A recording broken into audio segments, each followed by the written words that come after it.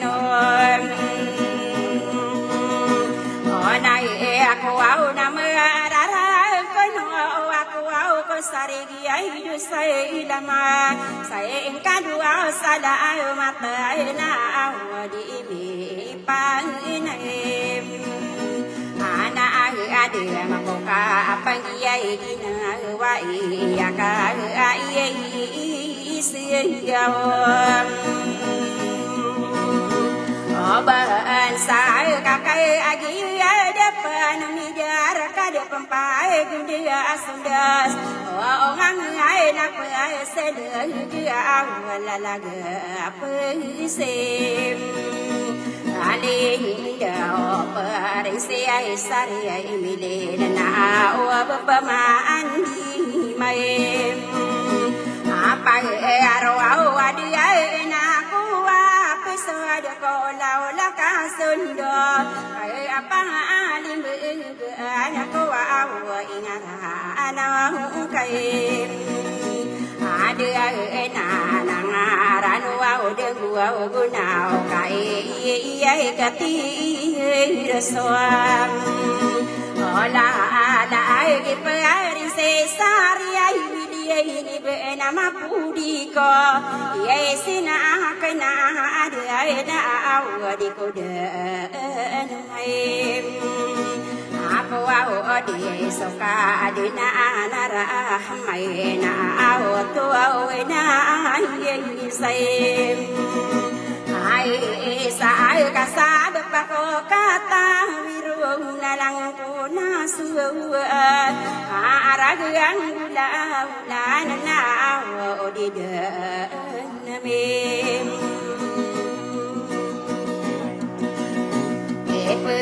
asod kola aduya seta ada apa payu pegem apa na ai na ko orang abalasia na kailang ating kita ta angati ai gu para mana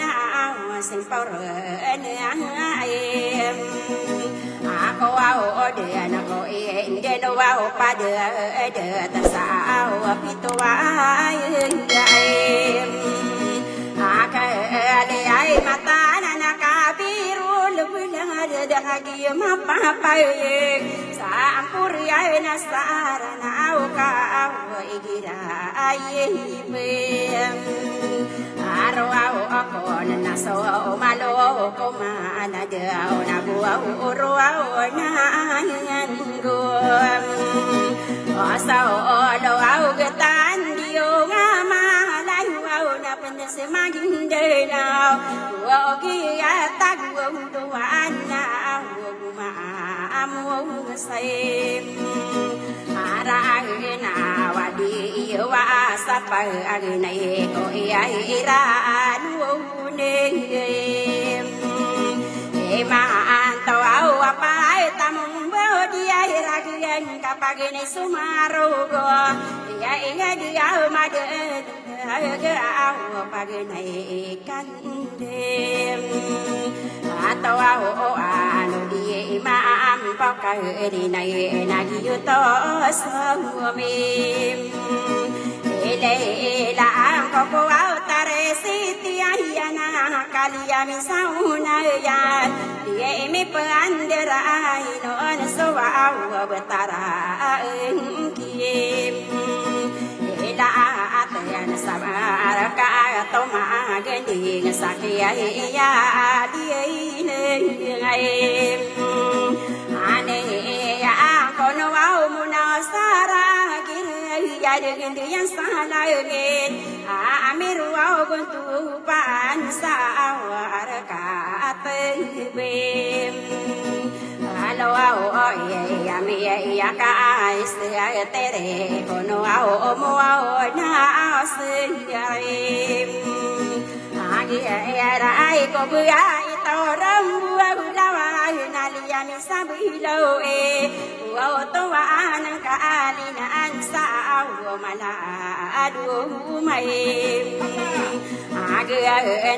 rata loka pengam pungana au pai la ya den bim Berau kai no kono manga de tau na di mi pendui do ka apa perai nabi ai ko wa pata di ilai aga o sa so o mara we maranta wa gu so so u Aban tawang na sawaw ang tanga di na di me pandiray noy may di aw mga arena ang utaan dan de o patay ay de kaswa sumaga ikaw kiya sublebim ay no bagay sa miyam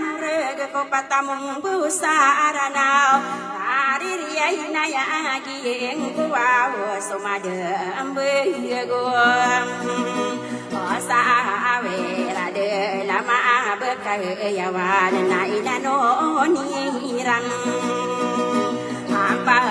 maan so iyang deno padia de tako sa polo ang lima ang apanoro genay na awali say amo ao na nasa alo ao ngani manto nasa pulo kunay ago na makiyay abagum biyay dano na adna pumyanan sa pulo ao ago pinto ao na ao soke pantahim oron nasa madia teron natanana oron na ayo na pa kapena diang kode na ko 20 ay tatalina na sa walo aw mubaya ako ay ataw ora natana narwa ya le hao sakai maan tuna mi ada so iyan deno pada ada tasapo na ya buyabo adi so au pada ada tasawang kaya patai ai ada mi pean gerai non so patai dem mahala ambuya ku tariti sapo na ya buyabo ya igira ipero kon na awatan de sota agi ai na di de o de ya no au yesu tai ana sabar kana tala nai na no ni rampa ma rana tabu la na awaya ka de anak solo tan sabu la na gu banganon say ala ay ka ay o tawatan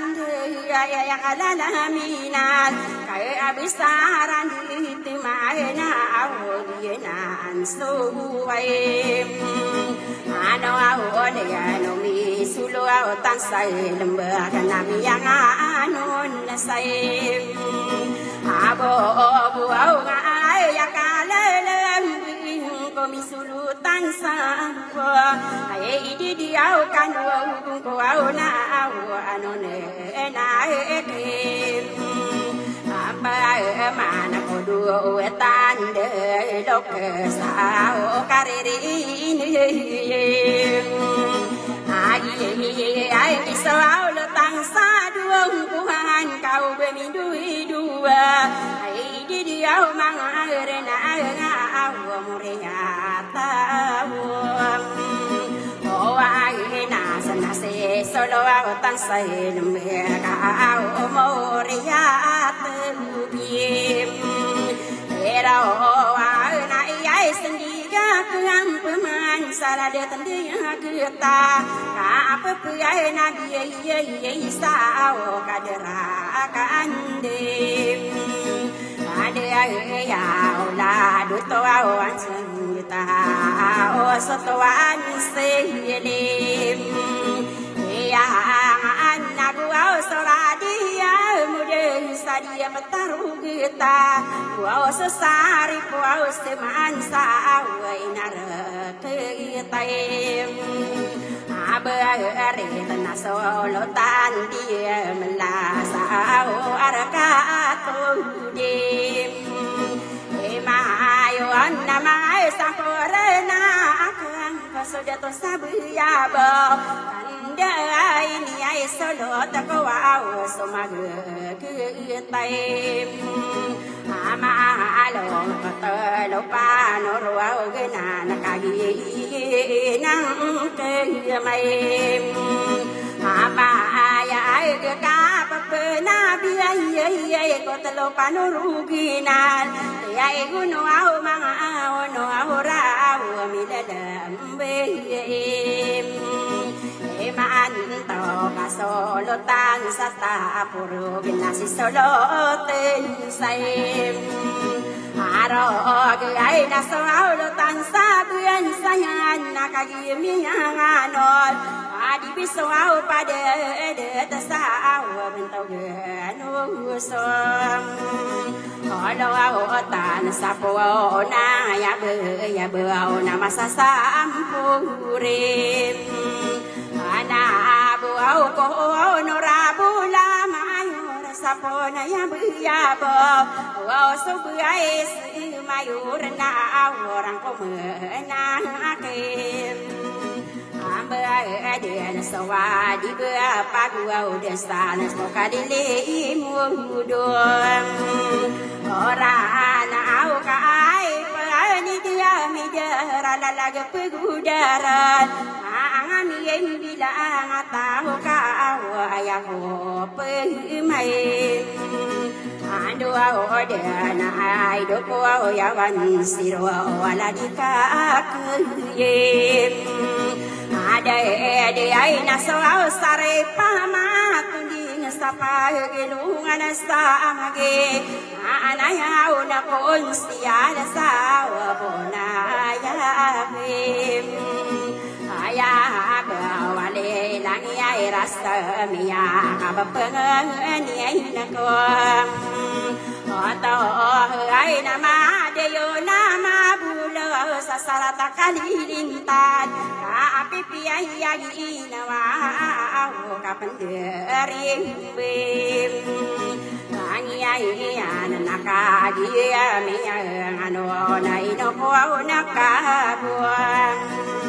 Ogai tai na tanda pitiai dan sarakaturaguyen tai tanah milalam awad mamuan dengerin ai no na de wagena sapa rasorta manam onda ya ma ngapa geri ini ya nau de samusawira adu ya nabi ya awogo sadiyende agen sarakata kamali dia patanuan o magi nakai dia mindia ya na mangude kakasar ani ngapa tani na taman sakan dem ada ya omang udah pakaran na peneki pare ate sana tahu mangke dia rahai nono asana dudang ko ye ka parwa la ko lo awo betengare yamim emba aro satoro ke nami ya salida ko pe age ai de pagelo ngang pu masa abiet ko kalungyan ada ko asa teng pai ba ya wan terim esi ai ero apa ai se diente ani potere munam ora ya kai tayalam dia lagi siruana ya ai dia au pagere ko au dia mata ai na lo mi bua ko si ai ro tu si ya le pa wo o me ge ai nan so ai no ne nan se ran sa bu re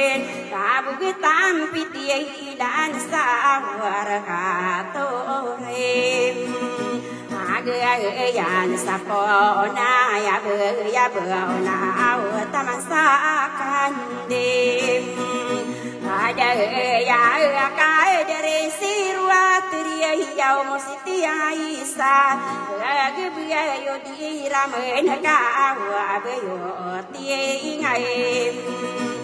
ara ana tan de in terna la de periese edin te ai ya bia ya la bia ge sar ka to kamale ya inar kata maging na wala mi bo kiesim ero a para se kare ai satal buena tamakie siruan opa ai betan de si hani ai satyai nama papemena giyo kadero sirwa se kai sa muntia semai ada awe ya pare se ai sari ai mele na pandide una ara no au so kai sama sama ni au na panet kisiru sibe adi kiai ngasau dia ya awe dia tam kai ana na ai pandiai dewa mero na inwa ma aywa orai na ai na tanda inti akhirna la ko bes presidente ai agi ya ma papa ya ga awdiwa gen sai apa ya roma apa geri ai ni ya la ko mi akam belai abelai na na phan si ai roi ai ta dari di sanurunan lombi ku au temana ai na au moni torim ani ai an so pare se ai sare ai mile na ya de ampi ai o au na gu au so bela ku ta par na tan de sisiruna o tari ai bilian te ai au belawe re ma akai de rai saka di ko kerao mami embi lai anga tau na lo au mi bo kisi ai ro ko na la saman siro se ai kaka ngode au la di kaka ade na so sari ai pama tundi sa au adina apa ge alo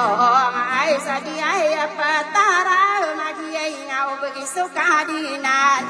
apa mi ai to au ni au sa au pona ai vim aya bờ bên tao cứ nó còn xìa để nào tanang kan wo pai ame ke ai rama ngapa cứ ai ni han sau ku kanu tindingan ke ai pama na yu ben to ke sao bona ai gabim aya bờ ka di kanoro na ke la pe sa kama ke ila dai ane au so pai na gunta mani hang ko sala ko di sala ka so au ke le be ka so au ta mo au ka au so anta ngan so o pe ai ke na pe so au ko ra te ya na ko sa ai la ka au di sai ala ka au se ai kareta ria ya mi ya ni langi rasmi o kami ai me la lam ba sa wa toro ge ni ana aya na pu na da ke ai kam ba lo wa na aya bu pai ara ai na ai sakari ning ku wa mi ti ai na manola tangki wanto adi yêu mura khama ao pagre ku lai aya na de mambuong du pa mi tu ne ano ra ya pa ni ri gam bu la la lang ini pagi ya ye wan siro ya la di bo ya rai apa aro da to asoron de yo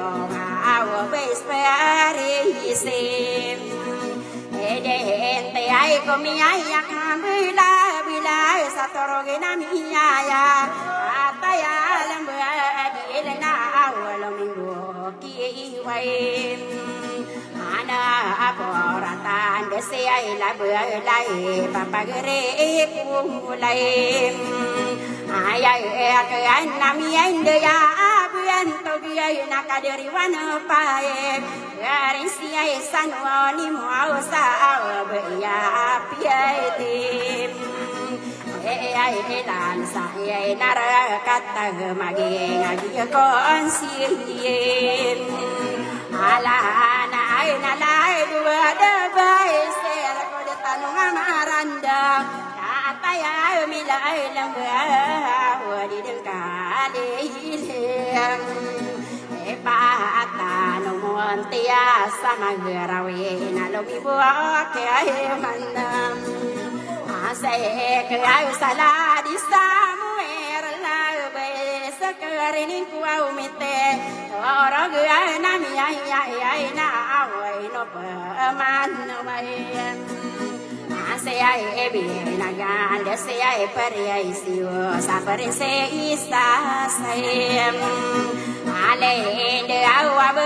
ya roma pana takoda go kolombatan agar ai kolayak ai na awa gimatan eda na pana mangko wa yuan eta siya buwasa liya nalumi mukiwana watare ay lalabe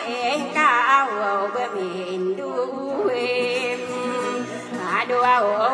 na betamien derai no kai ali di mudo ora na au na ai no pamantu siru kaderiku ya bebe koro pada air ya kator na awa tamake tuwe ente ai wana la dia buji la na tuwe ente tu au kakak dia tanda dia la komia kambula bula kader ya sinter la dah bodo pada yerem tora ya sia kambel dosa ya sia sintem era la na ai na tu enti ai teria ya la di tainan bes ya bisi ya na wana na san pai ana mana ya wa to wa tan de ai di da tu wem ente mau mal oh ya bi ai re mo antia na wo gusia mo ji ya na di me pen du la di tu tem e pa ai bela di datau mari ni air kakak dia milih lamba wow pemienderai na ya sia awang dia etor na tua winte se saparin se serai na le ai na tang kada aria ya na tonga ya pilom bai kan tua pindari de ayo awo potere be na one na tangan sakian dia mama biiri ana ai nào áo mẹ bữa ai nó nhảy nan na tuin ti si be na di ai ni la na bi ai sa wa de ma wa de re ai no na ta ma ki ai tu ente ta de to sa pa ge alo ai na tang cái de lu sa kin na so we la ku ta par ai ta na mi ma ma sai na awan na tu ente na ai na so sare ai pa ma to ni na ta ma ke tien re ese rawa wala di solatan bies nana tertiwan si omo awasalan di aina awon dekitere ade ai to kata mi lama ko tarungan mai arai dean nakai dia ma pa pa ya na de na kuwa mudas adi dia pana mang ko wa to na bim elo ba ya na de ka pa no la de so pe bim ai so ra ka ta ya ma pa pa ya ya so de tu yo ya ma nu do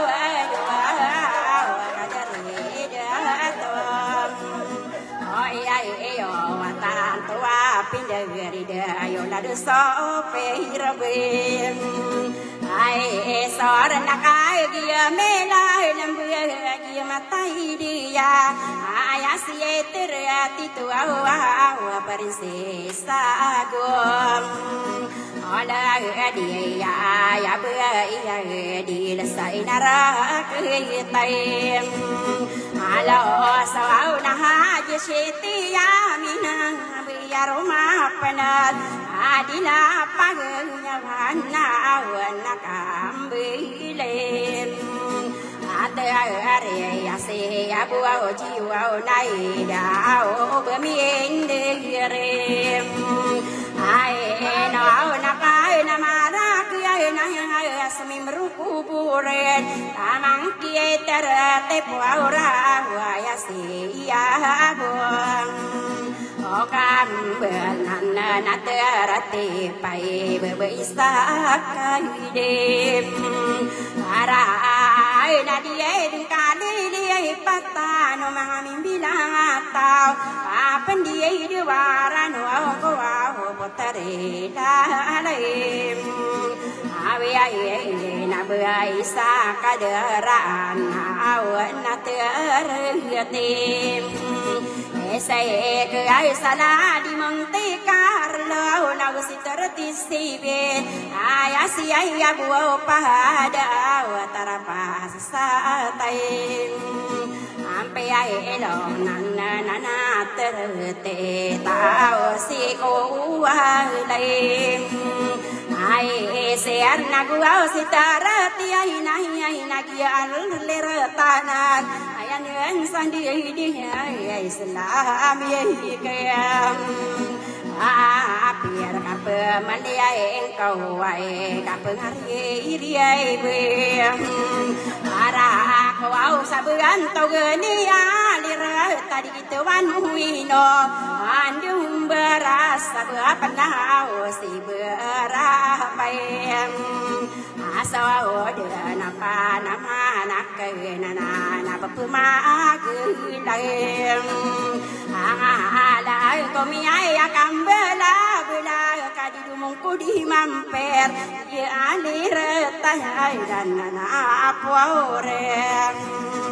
asiai ero wala dia buhiai dia natamake pure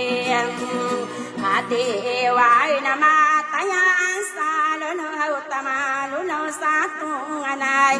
anadak kiai porati tu awa mamuda pakai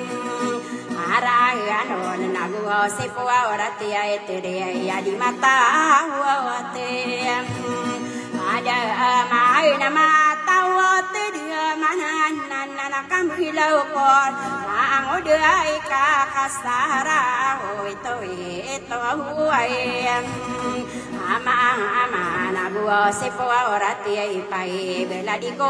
ya bang ache lo aura gi ai kon si na ko bua di pusu bentong oh ya bi ai mo anti ai na wa na por tim ese ai ka samang udah para tisana au di mi pendirim ai non somai udah kina tenan na porti sibe kan desi ai malo burau kau bemindirem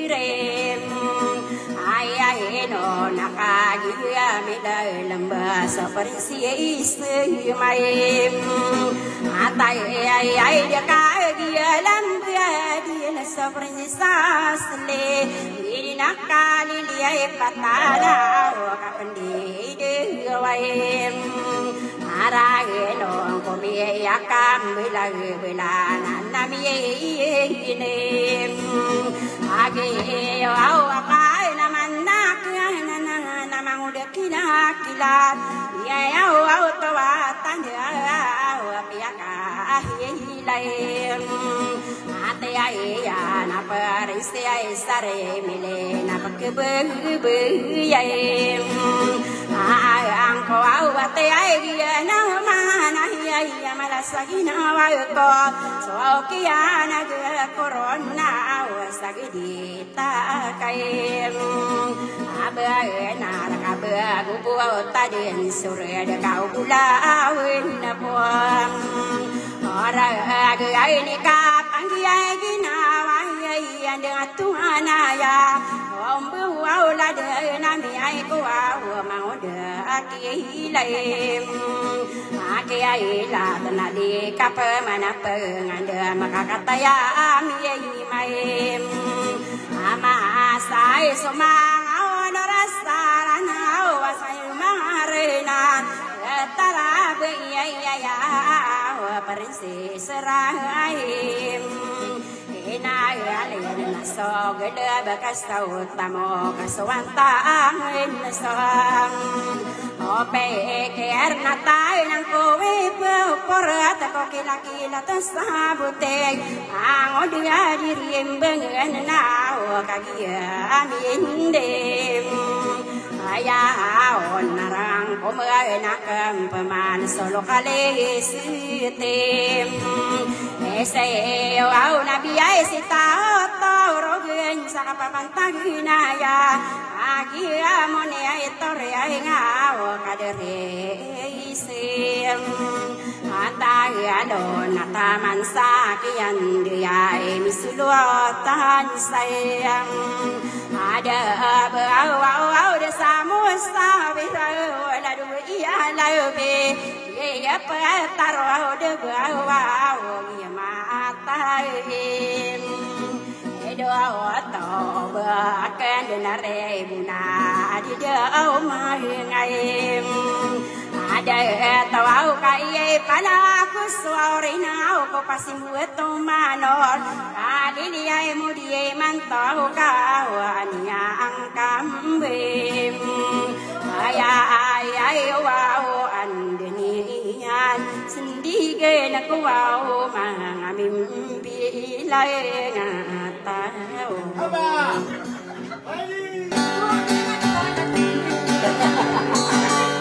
Kabarnya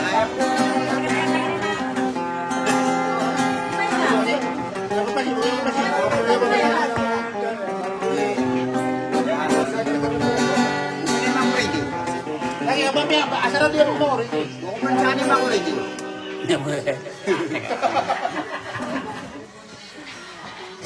Assalamualaikum warahmatullahi taala wabarakatuh. Sa dia kan sekando na pito ana mga lukusakan ng mga pagariakan sa ay na pito akar kanu nasukak kun ganyo kunin ang ulagin di mo saryato sa lalagakan. Sa diyan kaya rinarinaw na udah buka sukya panto nirak na diyan kaya miyo na kun siya sa maging prinsesa Naira. Ay din sa princess anonymous na Margarden din baka masa isumang udah parte sana di daraan saranawa. Guna yung kaaragaleo kabintuan na nabaw pindi nga balo. Kagiada ko marawang kaya bubay ka na si putri mo na uray. Na diduro kong penagiang kutu antibira ka na si ambasador si Antina Maraida. Na kanya di ko kerorong bola dan irana na kuisa sa pangkatuna na mapagpumikira ka na inuwarita mo kalayaga na peluban na inudin sultan mana din durangan taon na ame ko di maparuso ang inra ka nagyang kaya bubaya ka na da sa lakar warga prinsesa Naira abaya pitilan sa dia petara maging na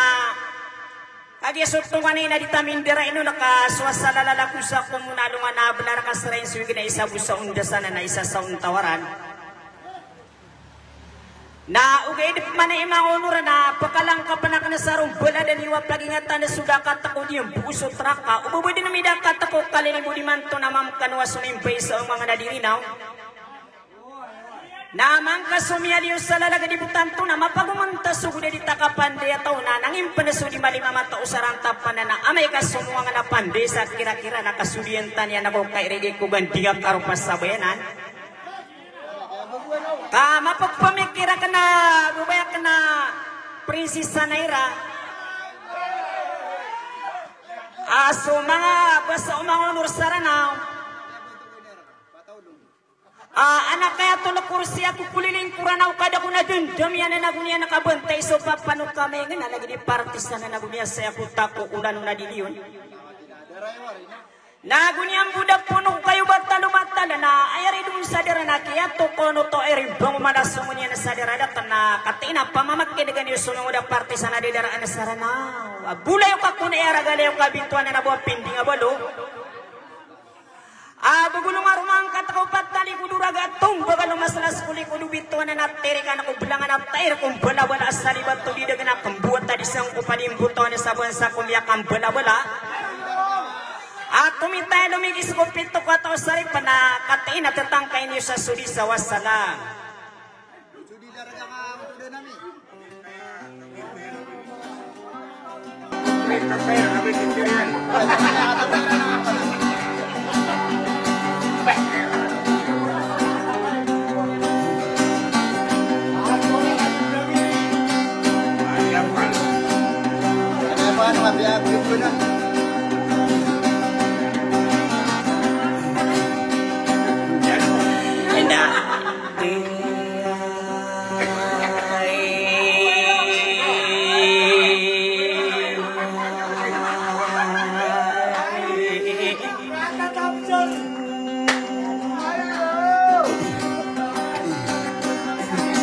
Daura seirani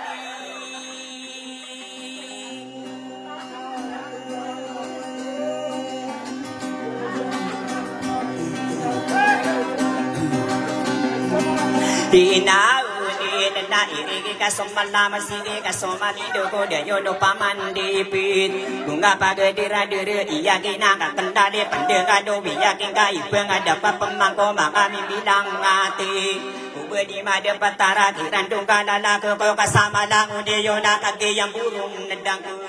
umangan na marina wala laga pandunder mapaki na gani yung mana makapagarin niya kanega sagi po una ko sa ingara nakasundong kapangalim bubaan nakadena na depuy pangali sulala ko sa ube na mapudi kuwa iseng kuwa inadende di ko de mapudi so wayara kami yadin ayama ananiya de inadene ya soduro maulan na Muhammad adene ya sulangin tapi ya kapitom lapisan na adene ya sodopa api ya kapito lapis de munaka abu ya bain netolan na hakena gani yo makalangu wana suwa udimi ya sakig kadena na pasembeno bapayo tarim ni mai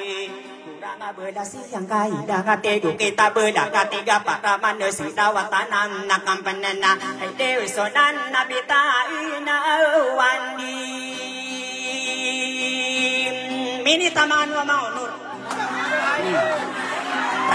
aswau na panang udwa sasiayu buo kana denan nadepu nawata yano wadu mau mata rasona uaulan kaiyatan nusunga dende ula rasul para kayo Muhammad kagiyam papaya gesatawa de sumun kade ula ne rasulna miniram pego gede kabiya pego gede mendati ya biya rasul beni ya mapam nagomatasa alongan nama ore apa masa suka dunu amai ko madu denane alongan nama deran ngadiana soraga peran deus tiga kempemana ina di kota tawi bulu ge iya ma ana dia de solo panam nabi ga iya ma ana dia na de do banga de to agu so mampo do we ikara ige igem napi tanana de ige tanto anu de ma idam pina ge di dapat sisa nai ra ap ke bu ya anggo ka ka ge ya bu ya kan ga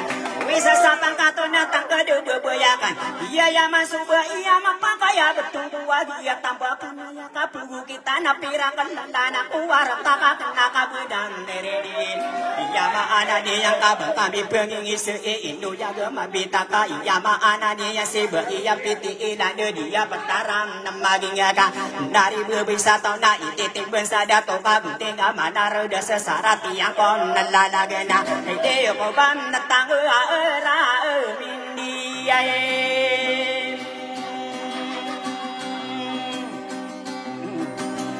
Wiyai erwa na panakin gani umana benatang rapu ageng ni matua nami penuh dami yakarana wiyai ni iti biyana nama pura gadi ngadu manusia nama ninanu nana bakagu eneng korode ayama ana dia ni ka erege kom nagani gaga ina ko amude se ayama ana dia sapi tuwaya akalima akalim sadun nana hagane kalembe na bendera sa Pilipin bela sa Pilipinas sa telawaro paniyan kapataran ini yang kapaganay roson no biru kuyana no kang toda ikadu maputiyo ila to kadilin tadu ikatalo man nariya ila to marata beta bedin ke naniya ya ka ikapata binani ge ini paraman sonanaga ikayono walang akagian ane pitero sa telawaya isatara makasasalan nagini holo nabi saya sama gadu samin deno na kena kabedam dari denena pakai dege yo mangka anu na kandu nu ando yo da karan dang ge kala ge den ni ya nana hai dewa saan nang kaya na mandi ya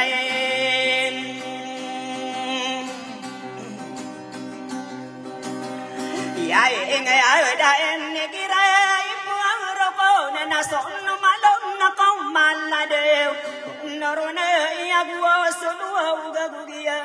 magine tiende nang nari bebuta gulo namu nalo tan nana anano lalau gede ge ikapito suran dua bikin tanda di buang ka uran tananang nasanangaga urang ka somaru bunga pagane pimbatang anu di mampa kalina nalumi musamam naggending munabi ke iranan no batara angin latan de maganu sabu ya buwa tando ka pengampung ana pandaya di ben dia bunna nabi ke iranan do butuan dan kalena de masa safor na usa sumin de gawana mimpi sapagang dalangan dana nabi ke iranan no ambero gontopaan nari rai nalina pagbubu yang ko kalili mudi manto kaya ma anani kana pagbubu yang diangge nabi naloti ana ma idam pinaga dile anda bulak lakona pagbubu yang anggo ko ma idam pinang nagdile na ika pamapanganda ma iya ma anani ana paris Israina lina piya katu mataya o de dera asam derano nega laku kamayong kakabiya do yang kabu rumbi kita lada kakumai de pinagu di dalam kambelag tapenu makambelag lupa kia susudu iya iya bagu angkana pakai de di mangka anu nena kampemade solo pana biye kanda lagu den nenian iya ma anani ya de bangga de to kurana wa buso mampo nu be de do mangam dada tondana ayama anani yang ko manga panuruganan igirai paro paso manga panuruganan salia samunana sapulu agung nalimi osa imanto wayana sapulu ko nagu dembe adem pena serata sapulu agung pito kai tunggu dapen niranana kalau tando malon tunggu dia petara putega kaki yang be pendadon tando dena kempamani dulu yuda karan dengga kalala geden nene yana manga adi laga usai kira paropa dua puluh dua luar tatali nasa papata sebangan nayana sedapano nanayin masampuran na akan ko kaya susulit do bagan sa sairan na de kasusoma ke iyo soma de basang nasawirena bakayawan de lama kagiya na de pitir na pakai do gadi yo pada kaya susulit do makro bunga bam nagandingana ide na mem bisa na dan dia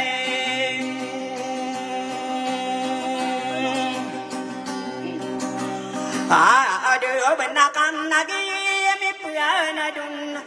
niakan de radio talalage parna yanti sana kau solo pada biana tiga kempaman nandaina hayama ana de yanda pakai juga dio madu maka dia tokom neranana nabiana di tua pageria kendo tua magu de pakaran na tomani sabun niana hayama ana de yanda suci rumah kompas maidam pinaga di dapi penderaan nanotu iya siruana ya apa tarimu na uraya ayo nambe iya mina kaki ya minim di darunana umamunda radia tapageria kenata manguda ika kasara tamasakan dudu ya imanguda kila takagi di kom nakiri di penderaan irana maidam pinaga di demi ya kila la di yoko maidam pinam nagadil hayama ana de ya nakuru pandala doan de kapuru nasalalaga kairi ku ganti garupa kambilan nangata dana ide na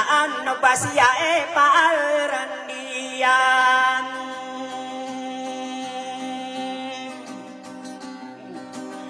tiai isa naman nangudi didiran ai do kagiyam buru dan wow na mamna yari dan da pakai juga dio manda tiga kempaman nai udah buka sempat udah dia panton neraka dia pun saya ai kirarin dia gin parisi sanai rana bare genda komedi tamang ke muda ora e kaki yo mapan napaya gana batari baru magna kuminal sabuyana pata kampung urana wisak solo lutiu ada pengkaingarani ku pata kampung nerani allo gada panggeus kena ka benar denda kaki ya minim ni darunana tiga kempaman ina kaki ya mini daruna ya maanan naniana ina ku wambu desa umpane waya karambi ke pitana iya maanan naniana dana mi yakin ku mangu da parti sakundu datang ku gedinga dengan ko ungang kau mani esan nakiri saya ku ke ibarat apa bergura suka tepat so talo akan tepat bisa sari katon sosial dura ku nilu atia upisan no pisanana lagi do pagere puang mangguda ika kasara tamasakan itu ya mangguda pakaran no mangrung jaka den dadeye pagere ya kenana da mangguda kila ta itu maka kenda ka benang narenena sai mantua ya nadu ya gede yumi lesi mangguda parti sakaki apa paya ge saya ku kiim ni berit beula den nak kendala di pemarati nasi paru bisiano nak kenda ka benang neredi iya ma ana dia ne di ko bi pemaga kada ma idam pinam nagedi deka dia gede yumi leso manga unduri manto kakake ya ma papaya ge saya ku kiim ni barataka ayama ana dia ne rupang abuyowa lagi dakiaran daga pageria kenana nama muda ika kasara tamang kikilam nakilat madi isakira da pendawang para abude kadeli budin ni mantonega ibu gede randa karara magundingi ko ka eregi kon nagandinga dewa kamaropa ko bandi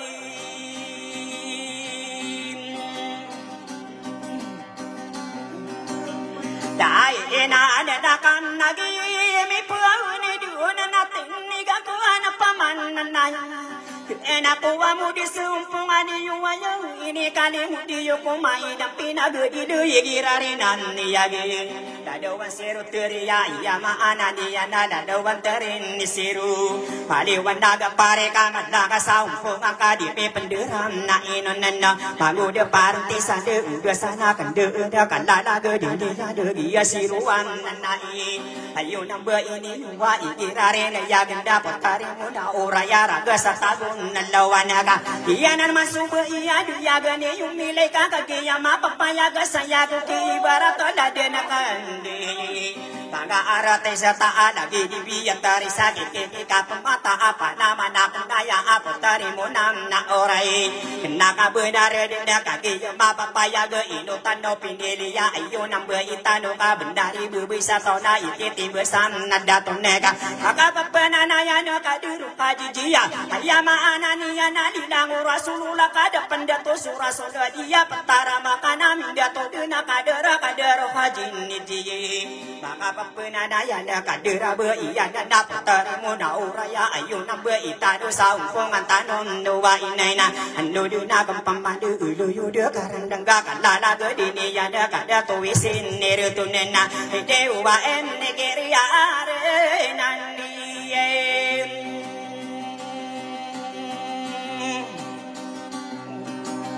dai egia nakan ada tua wisirot dan dia la pamni ya kadere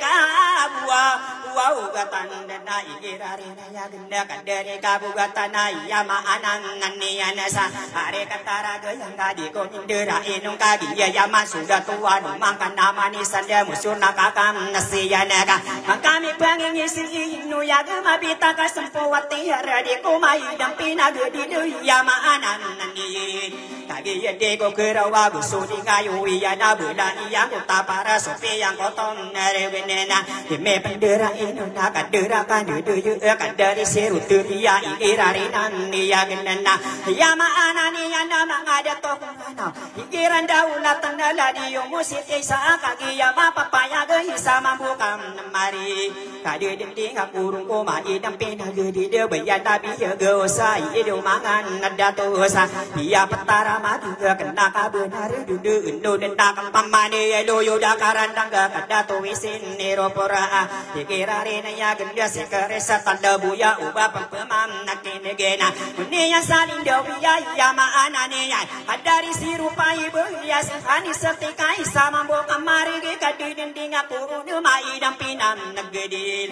kapamani kerawa kaderi siru sekasapare sisari melida kadi ya deko kerau kamana saginam nawa konana sakanda da badu ya maana ne ya kadari siru sibina yina dolatan ya maana ne ya no mangada to kurana wadia gua puana na yiran de on latin tadi ke Saudi ya banda sagina wa ko kadi ko we pambulu gede kata da kau na tanggu kau ngang nadim nere nonna ando dina kampamadu lo yuda karan dengga kada to we siru wita irari nan ya gendena de ko mam na idia anak nandi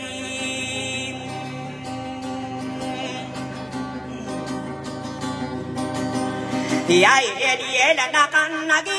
di kuau geru akan ada tuau wisin niruit nari dia isan duruna nakataya miyai yai dambe ko mai dampe nagedi ando dunda pampamade do yuda kam nerandang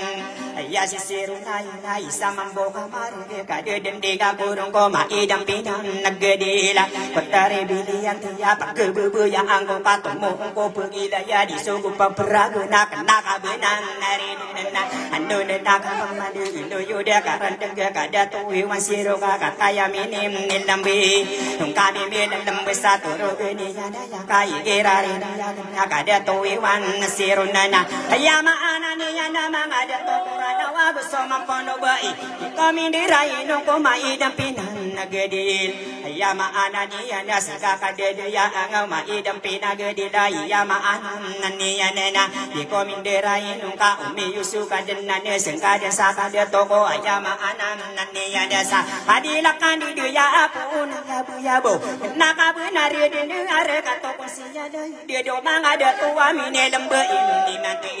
ngani go musim gede dapang ko kadena dia mandala yo nasonora ide do mangada tua kareri nayam nage ya nena ide wakan napakua onse yani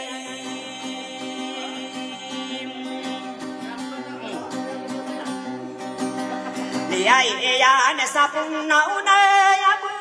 bu na kam na gi na mi pa na du nona nak peman anu yude karandang kalala kedini yana kadare kabem maluin ko mindera nona bai dampe da gedida kage ya de ko kerawa kadare kabem nalawanana gerare na ya gende bangade to kurang nasi abu par hana kage ya mapam napaya gena ni yan sadido ya kade tuwe wanda tua gerare nan ni ya gendana dewa kan ada tua awe wandi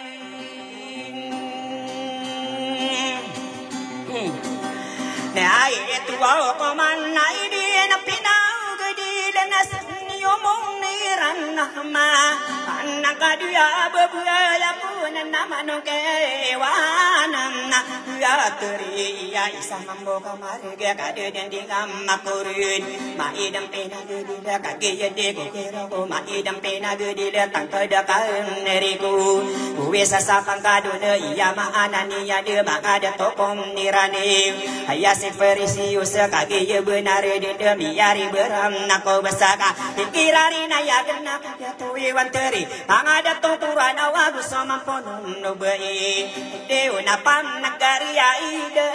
dan dia pai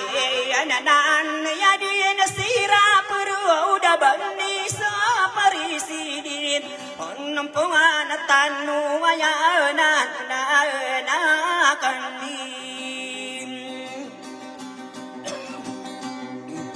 Ampuya iman ni lo yuda karandang ke kada tuwe wanana pure kata ya meni lembu ikirare na ya kene kada tuwe wana pura ya silabu laiba bisa mambo kamari ke kada dende ga kurung ga di ko pambulu gede ubangan nadin niri nana ya li dewa ya de kaderi wana pa iba kata ya meni lembu ya ma anan nani ya nana age ya de ko kerau ayama anani ya na di siti naira ya matai dia kadu biasa sapang katona ba iya piting diilin iya petara magi ge iya sejanu de musai sakade ko kerau kagi ya masom nobai bangka ado ya mise mapakaya betung uwa dia tambah kana ya kagena kabenam nere dineka iya ya masuba iya ma ananian kada sagina wako kakagi ya de ko kerau kaya ma ananian ni benar bebem ni sate ite timbe sada tonta kena kabenare dineka kage ya de ko kerau ko ma idam pinam nagede dana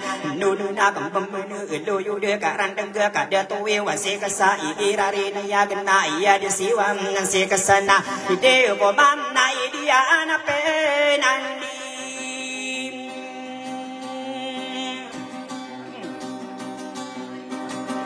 ya edira na igiram narina ya gine na sin samwa wirale natayu ya mini lambu na mangano na kiai wana ya sibiye na dia matai de ya ama isatara tendu sai irari nam ya genna haya se farisius kata ya mini lambu kage ya de kon nakiri kage ya ma papa ya ge ipen di de wiranu se farisi sasalino kage ya benang dari dinega ka alo ya mise no ya ga mabita kampowati ya radi ko pata kampung nerani anu na kampung mane ilo yude karandang ge kalala ge di ya de iya di siwan nanai tadi ibu aslia kage ma papa ya ge isa tadi ko kirawa kade dingam na corona na video na mano na kiai wa nandi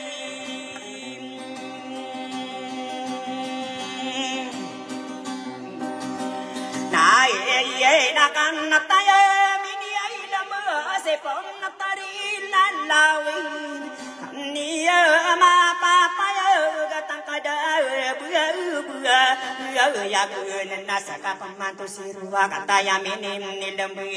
isa kade ko kerwa kade dende ngaku na kadera da tua ya ai iranda nelatin kadere ko ya bebiya isa mambo kamari be kade dende ngam makurunana nunu na kampamane kadere tu entiwan la dia buji la isa mambo kamari ge kade dende ngam nakurunana besokan dada madega kadere kambela dusai sama mambo kamari ge kade dende ngam nakurun ayah sisintirul lande isa mambo kamari ge kade dendingam nakurunana hido tuan tinteri igirare na yakindu iya ma anani anu ma idam pinam negedil awakan nadaro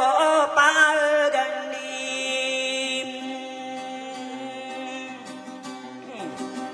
riai ekuo komamnai dia na pinagedil adinne komedu dari kan dia duya apa geri ya kan nana di tuan titeri kakak dia di kom negeri ayat Thailand bisa isa mambo kamari ge kade dendingam makurunana dulu nak pempada kaderi tuan tipur la dia buji manda isa kadi kom negeri kade dendingam korondo ido tuan tipa ibu manda sagi awakwa iya di simam nare nirena ni yang saling dobi apa geri ya kenaya kadaruni tu si kesai sama mambo kamari kade dendingam korondo ma idam pina gedi de ayah sirai nalina kata ya minim nilambi iya mata ide ya kapak gebu ya angko ma idam pinam nagedi lena ayah ma anani ya na parisai nalina tiru unakam narekam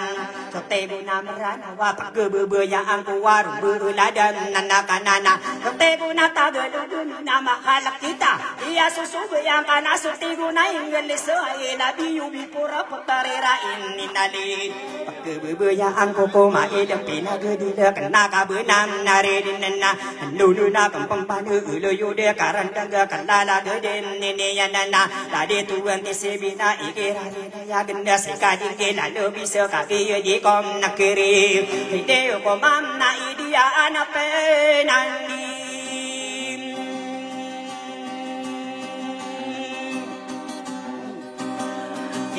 dia dia la nasan nakapri manadi kerawa kang adari tuan mentit dan nato sapa gedunga nakataya mieni dia ilam dia lalu ya birakan isa mambo kam mamari ada de kaku aku sokan de berdega kaderuni tunai na igirarin ni yagi sisari pamatong diga kaki de ku nasa kapaman ini dewa iya sisirun teri biari berako besar iya setari siro kakak iya di kom nakironana tadi sudah tanda bisa busukan dedung berdege kaderi teruti wana isa mambukam namari siyo puas tani kakak taya lembu gedida busukan dede berdege mangada tokom niranonana kaya bubu ya kena iya seterti tu kata ya mini lembu isa kadiku kirawa kadidinding aku ruda kaderi terem netitu ayama anani di kowe pambulu geda kandira be iya nana ikirarinam dia gin ai deu na an dia anase guni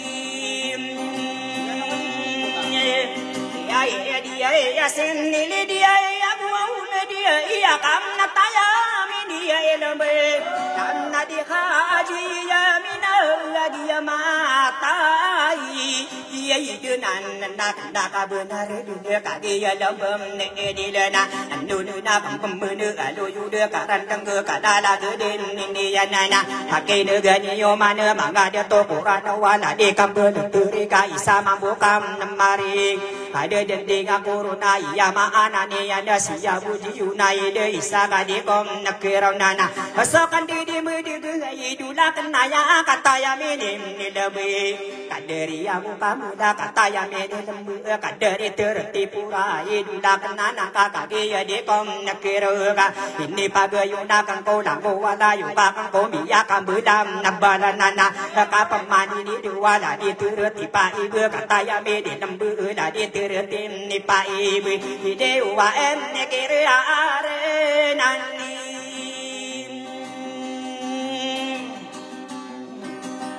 ya age na ben nai san nakadurau nai samang membuka kamar kan ada di andi ngaku nanai di dawat tere ye sakataya meni lembu sakade kon negeri kaki yede ko kerawala di monte karo do pabu sasapam nanggatunana iya lindo wali ya pageri akanana kaderi terin nisebin igirare na ya gende pageri akanana kaderi ya gumapahat iya maanani yang ko maidam pina gedi ko pembulu gede kadala kau nam natanggenana anonana kampemanu alo yuda karada kadara kandu ya maanani ya napa geria kenana kadara kandu ayah sitirti itai sama boka mari ge kade dingam nakurun ai de ko mama idia anape nandi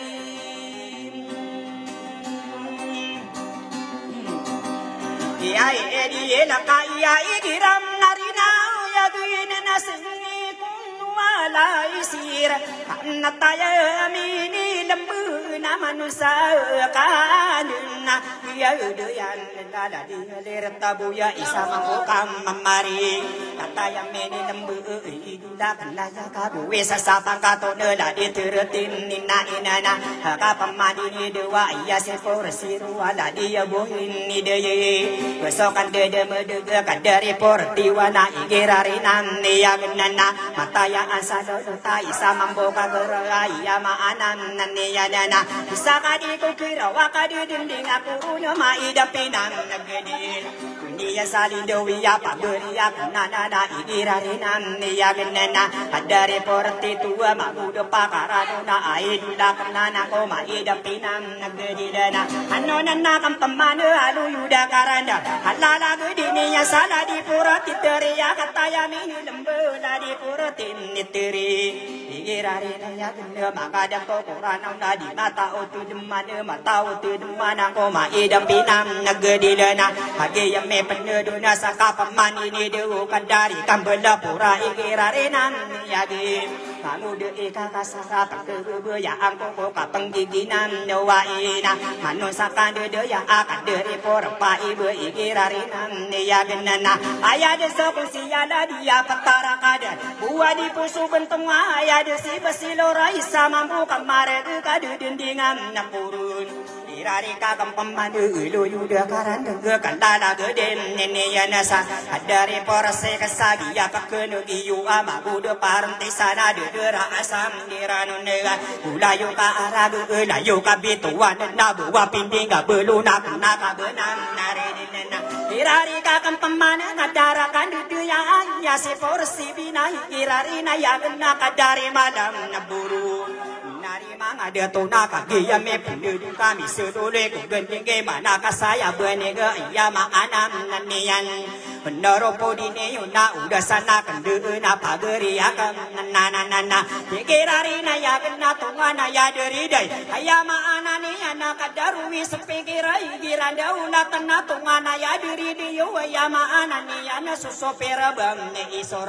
pikirari na ya kena ya ma anani ya de manga de tokom nerano nana kadari dato ewa kata ya me di lembu giya gua puaya kakak giya di kom nakirau neka kianan masuk datua dia ko keribat aku munalungan lalana siang ko panu sudah rusagi lupa nak kabenam neridin besomari saragata kadera datua nana tuan ya diri dia kadera bain iya tam tuan ya diri dia iya ma anani na susopera be sura kadera datom wananana dikirari na ya kena dari datoeyo kagi ya di ko kirau kagi ya ma papaya gas pada bangsa ko pata kampung urana kabang kami pengingisi inu ya gama bita ka sampawati ara di ko pata kampung urana na kanta ka benam nere dinena nari manga de to agus so mampono ba ina kagi ya me pan ne dunena hakena gani yo manga duda ko wada de waso mangau do i mantua mi ne lembu ni mantu ya ma anani ya da piya ka ila tira da ko mana de ra de ta ya ko bopam nakene gena de sapam nagari ya iya kandi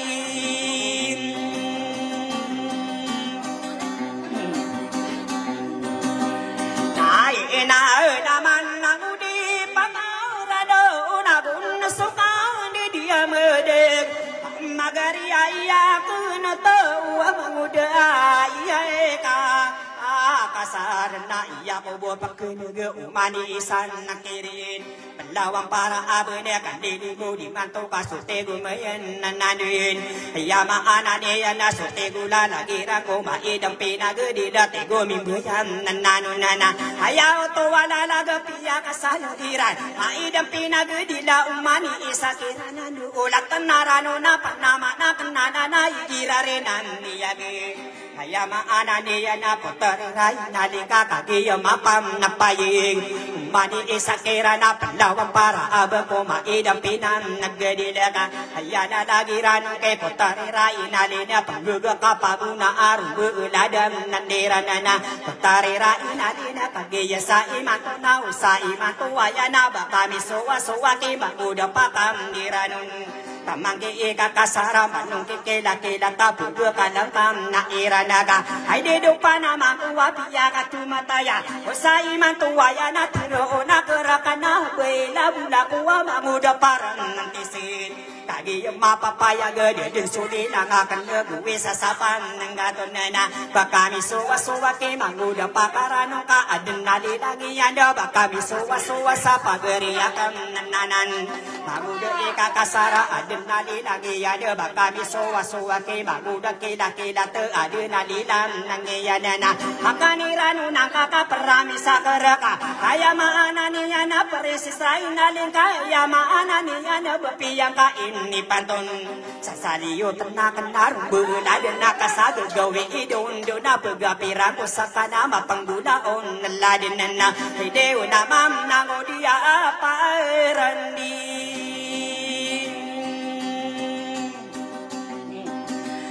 Kiai isana nakan nagi mi puone du nanamin nisiluone ku gending ananaka saya bening natiga kampuman ya na ina di kotan tawi bulu ga kararana nakurunana tiga kampamana ina paresisana ira ala manani ade makada tokom nirana nana higirarena ya genda dia pun sia laya abu ya piti ila dia pataram namaging gaga magiya di kukira pakumi yang kumarino sarumbe lade nakan tamangki munam na uri wisa sapang kato dia popa pengande makan dini mudi manto satu ni penta genakan saka dera baim nianan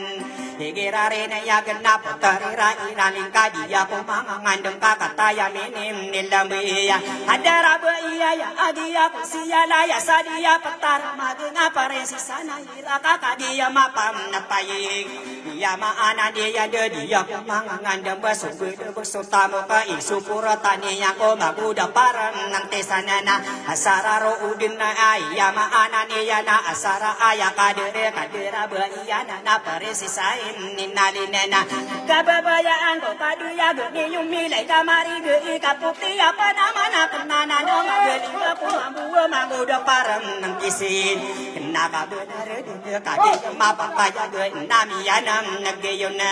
panama na kanana na potari na inalina kadi ako paganay hay ako bumiyan na gani makapagay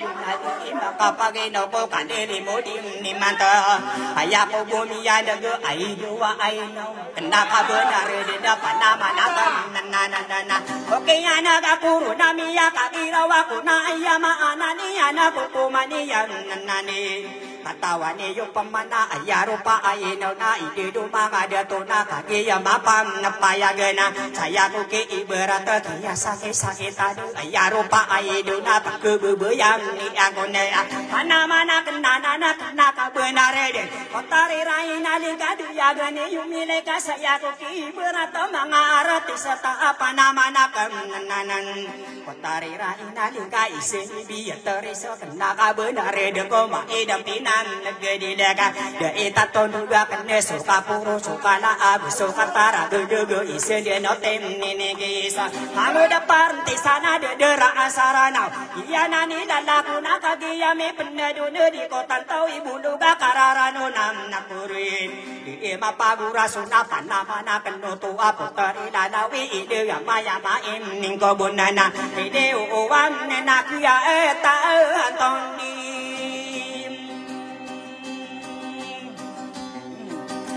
Wai eno na nagua uwisan sapang katunan naram ng kumuna kambidin nanda buhay mo ni turing ako dudugana sona wawaran na tanang kado dinure na tanang kado gum nalawin maidam pinagudi de kudi wanggakan ne tanang ko kawana narum beladam naniyu nari mangau nura binde nembe iman to na katawa de yo pamangko maidam pinam nagadi lala dino kiya masa iya beladam tano kagiya ma papaya gem ya umasura guno ya ma anani ya na celebrity mantua umpong antadom duai kagiya ma papaya ge saya ko ki iberato kayu ma genda kita umpong antanu wa iya pia kaburu de tanu maidam pinagadi da bisa isatano ko maidam nam nagadi daga ayaku ki baratu anggo tau lawas isai maka gudu matanan miya kagudu mama geri ari ya nak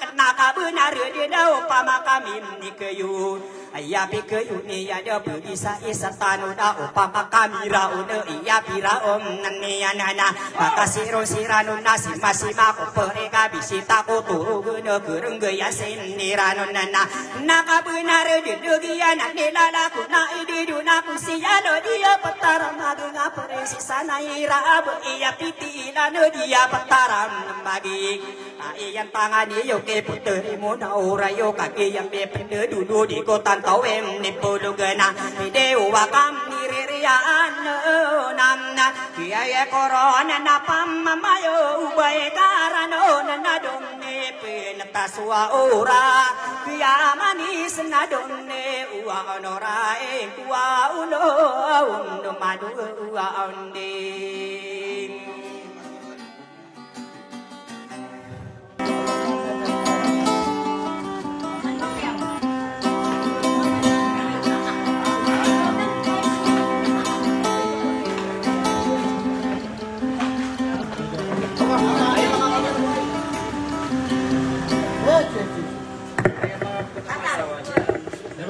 Kita tutulong. Ada mo sa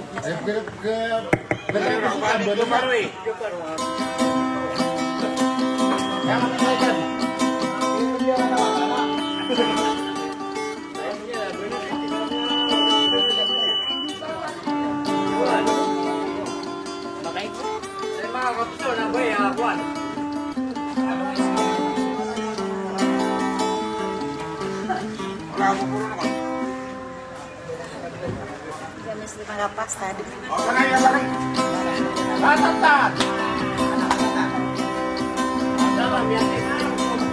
Dia mau yang kena medim.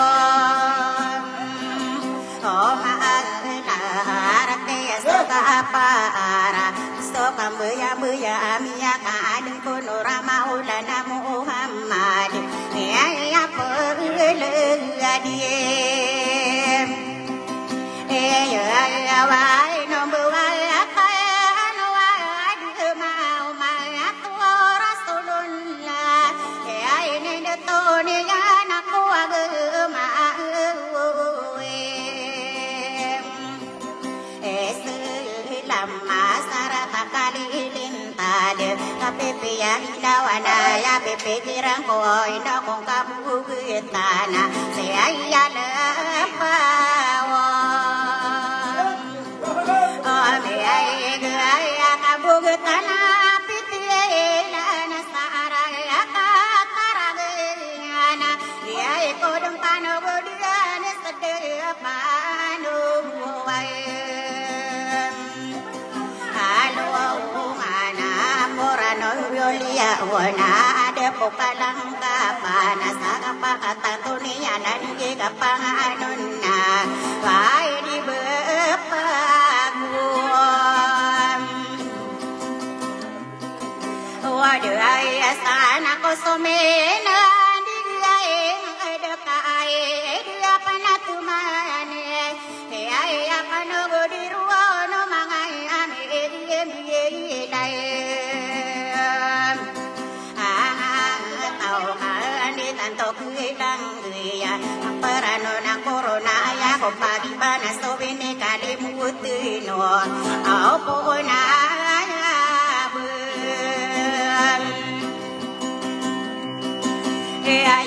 ya bau ka bude bua naramai ambu mangai amye bilang atawa ya no masa so masa kana masa ala wana ya masa utan dua ye silla silla na malewana gila la ye kukur matan mai lang asa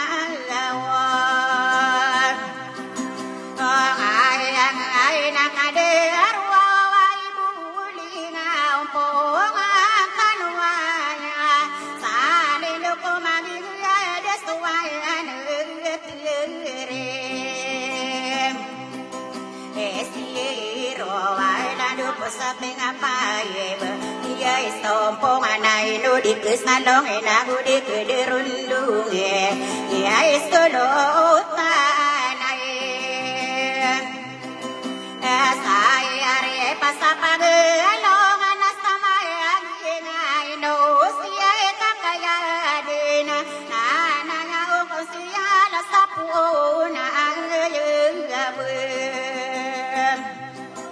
ay buo di kano panginala lango abesani ang kodem tanong amaran đường nay na upiway ai ro au atang ke dia lakia na di de na ka salongana ai pak de rondongan sau me ma anu ade ara ade takaya manan ni ana ye sompo ana di de na tapi ana ro ko kali lintan ka pepe ya ai ai na kape apura magungo na kape apura magudeta apa pergi saya sa ko pandeng sa amelem na kape maguwi dia apa na di umala kana na opamana na indo ke sa dia bue seni ai asumai apa na duwe sana mapa na du pedina wow pani pagumara karang aya guton oro gene kate timbu-timbungana nango ana ya de tona gusto nango ambu ya de pama gu geni ai raya agi pai ai na panai anai ngulo anagi asieru ananya o utare mona ora yarage sangat kuem olo wana bunare bubu isatawa apunare geni yo ana ho abusani ana lo membu kesiru tu se ai ala apa awan o me ai gai akabu tana pitie lana sara akataragana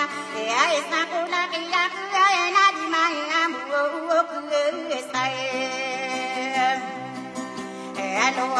mana kakage lilaniana adere siruteria omosite ai sama kapagiron ya la abiyem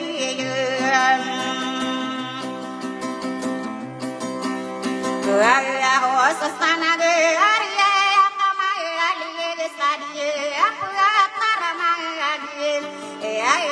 yo apa wai de yo pa kai arang no na de yo pakarang ko no to mi bu kisiro pora se tare se tai ya la ya buai na tamana ke siru pa ye be par si sahani sate au au kisero se kua sapren si sayare Elena monte samarawe kata siru sina la de kingas nao dia abu isani ya esta ko la ke Jaya kene nama beluana kisiro kadere dia sanuro nana lau besate mana nana siro ona na putare bidiyante lavera makadera nangi wan siro aino sita kaina den se ai solo utang ai saya re pasapagel wana sama agina na ona kusial oh na buya buya dikai no dirai ai no na lang wa besani an